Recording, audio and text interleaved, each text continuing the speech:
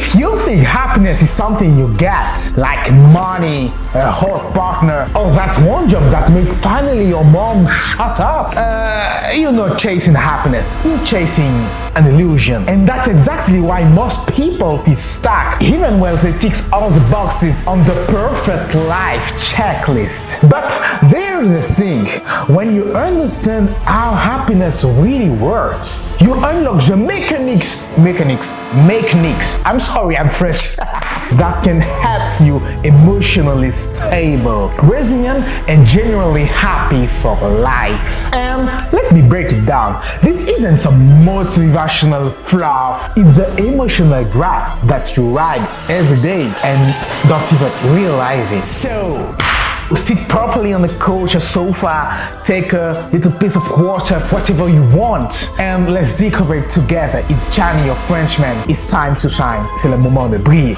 Alright, welcome to the emotional science class. But don't worry, this one is actually fun. Imagine your life in the grass. Don't worry, no math trauma involved. Right here in the middle, you've got your baseline. This is you on your average Thursday. No sad, no jumping with dirt. You're just existing. Maybe sipping a coffee, scrolling on TikTok, whatever you want. Just neutral vibe. Now, above that, you've got what I'm calling the happiness line. That's where your mood goes when something good happens. Like you get the compliment, oh, you're so beautiful today. Or if I $10 in your own jacket, boom, spike up. And below the baseline, that sadness. That's when life slaps you in the face or somewhere else. You miss your train, your crush ghosts you. Never do that for me. We know what it is. And your friend died at 1% and you needed it. Emotional depth. And here's the fun part. Your emotions are always bouncing between those two lines, like a yo-yo with feeling. But here's what nobody tells you. It's not that stuff that happened that's moved the line. It's how you see it and how you interpret the event, interpreté in French. And when you realize that, suddenly you got a little more power on your own graph. Now let me prove it. Something happens and you feel something. But the truth, those two things aren't directly connected. Because in the middle, you got someone. You got you. It's not the job lost, not the rejection, not the silence. It's the meaning you attach to it that's moved the graph up or down. And you could have two meanings for the same event. For example, two people get fired. That's something happened. But I don't want that for you, please. One fall into depression and says, oh, I suck. I'm a failure. I failed. The other one orders pizza, smile and say, yes, time to boom my life. You see, same stimulus but two opposite reactions. And I have days when a text delay made me feel ghosted by the universe. Yeah, my actual crush ghosts me. But later, I love. And when real rejection came, like actual people saying me no, it was fine because I saw it's a gift. More time for me, my goal, and my peace. That's when I realized it's not about what happened. It's about the story I decided to tell myself afterwards. Your emotions don't follow events, but they follow the interpretations of those events. And once you get that, you realize you're not reacting, but you're scripting. But here's the catch, not all emotion play fair. Sometimes you don't shift a little, you spike way up or way down. And that's when it gets wild.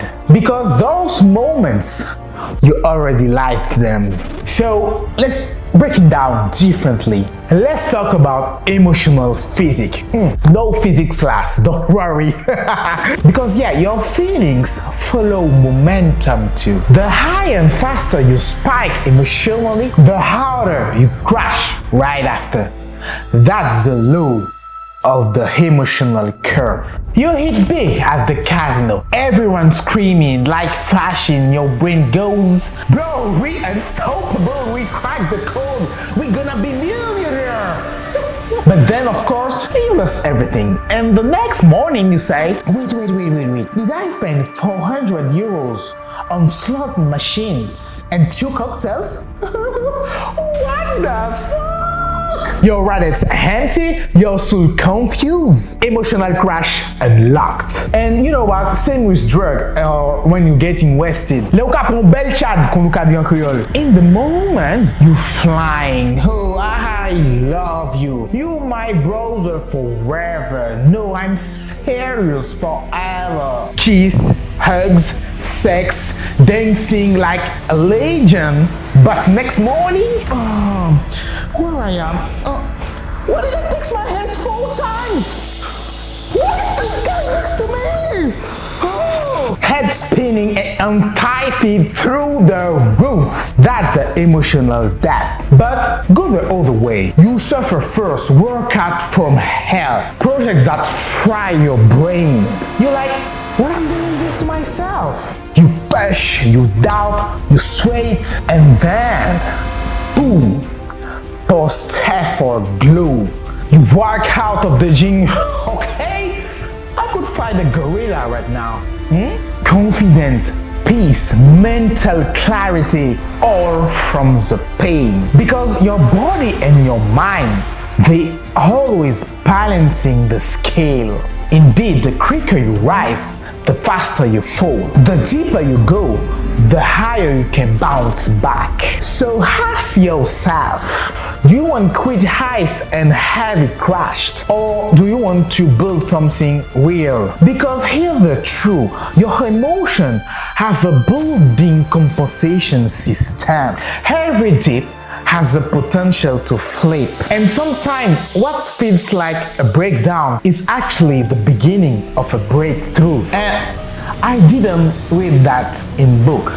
I live it. What if your worst moment is just a setup for your biggest win? August 2024, I applied to Union, one of the top business schools in France. Specialized master in entrepreneurship. Elite program, eye level. 100 euros to apply, but it was all in. I was still working at Sanofi, big pharma, big pressure, and I told to myself, if I get in, I level up. This is my new chapter, and I needed it. Test, interviews, full focus. I even locked in a company willing to pay my tuition. We were so close, just a final interview with the sales directors. And then my phone buzzed. I opened the email. I see the word, we regret to inform you, you're not accepted. My stomach drops. I literally say out loud, no way. 100 euros gone. Opportunity gone. And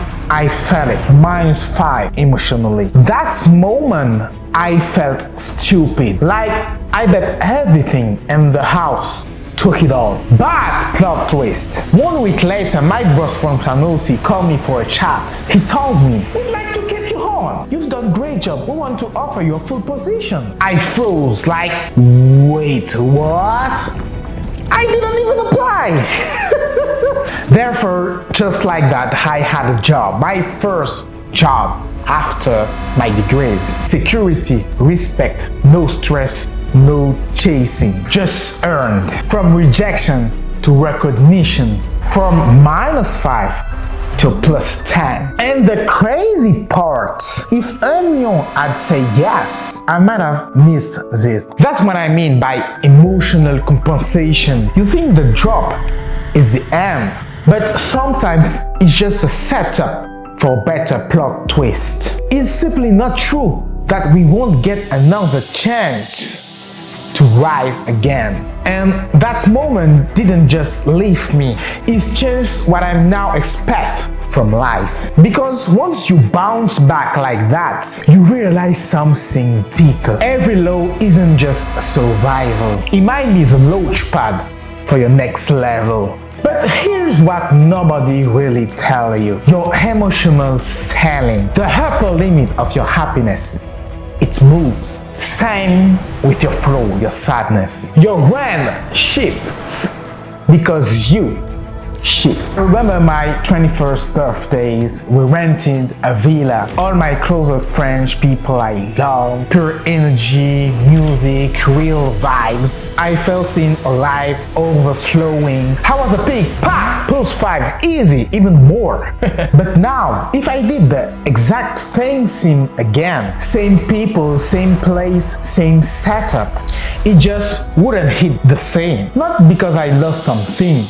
but because I've grown. To feel that kind of euphoria again, I need something more real, more intense, more different. But let me take you to the other side, because I hit lows that don't even feel real today. It's 2022. I leave Guadeloupe, my home, my Iceland, to start my study in France. I'm hyped. New chapter, new energy, a bit scared, but mostly excited. Therefore, I put all my savings, all my hope into this move. I believe in it. But life hit me hard. I get scammed. Then one day my phone rings. It's the bank. Bonjour monsieur. Detected a transfer of 10,000 from your account. You're currently at minus 3,400 in your overdraft. Please, you need to find your account immediately. I froze. Couldn't breathe. All I could think was, wait, what the hell happened to my life? In just one day, no apartment, no plan B. I end up in a low-budget hotel F1 in a sketchy area, broke and alone. Therefore, I survived in all faith. 2 months, no comfort, no safety net, just trying to make it through. That was my -10. No lie, I felt invisible. But I didn't break, I learned. I endured. So now when I use 100 euros, like with a million rejecting me, it's nothing. It doesn't touch me. Therefore, I know I built an emotional armor. Resilience. In French, we say résilience. Because when you taste it rock bottom, minor setbacks lose their power. It's not that you stop feeling. It's that you grow emotional muscle. And just like a gym, what used to hurt become manageable. What used to excite you needs more depth. That's the curve. The deeper the pain, the stronger the comeback. The higher the high, the more refined your happiness has to be. You don't just need more, you need meaning. But that's where most people get trapped in. They don't involve the happiness, they just decorate it. A hot partner, a fat paycheck, a job title that sounds good on LinkedIn. You've got the girl or the man everyone envy, but he drain your energy, argue for sports, and make you feel small every day. Congrats! You're in a luxury prison. Or maybe you've got that dream job. Nice salary, fancy office, but your colleagues are stupid, your manager treats you like a tool, and you wake up every morning asking, is this really it? Congrats again! Cause you rich on paper, but poor in joy. Because real happiness isn't about how things look, it's about how they make you feel. It's about the likelihood that the thing will actually bring you through your happiness sailing day after day. And if your life isn't full of things that should make you happy, maybe it's not you that's broken, but maybe the list you're trying to follow. Because ticking boxes doesn't mean you're leaving. Sometimes it just means you're stuck in someone else's script. So here's what I've learned. Happiness isn't a destination. It's not a peak moment. It's a system. Not a rush of dopamine, but a rhythm. A curve. And when you learn how to shape that curve, your whole experience changes. It's about building a life when your emotional curve rises slowly over the time. where your highs teach you how to dream better and your lows teach you to hold steady. Like Michael Sigurdsson once said, j'ai jamais réussi à dire ce nom-là. The quality of life is determined by our thoughts and emotions and the interpretation we give to biological, chemical, and social processes. In other words, you don't control what happens, but you can transform how you process it. And that happens inside your consciousness. That's what this whole curve is about. It's not just life happening to you, it's you learning to shape it from inside out. And the crazy part, that curve is yours. You get to shape it one interpretation at a time, day after day. So now let me ask you, would you rather chase perfect moments, always waiting for the next high, or build a life that lifts your emotional curve forever? Because once you understand how the curve works, you stop being a passenger and start driving your own story. If this message hit you, it makes you think differently, then subscribe. There is a lot of more coming, and as I always say, it's your time to shine. C'est le moment de briller.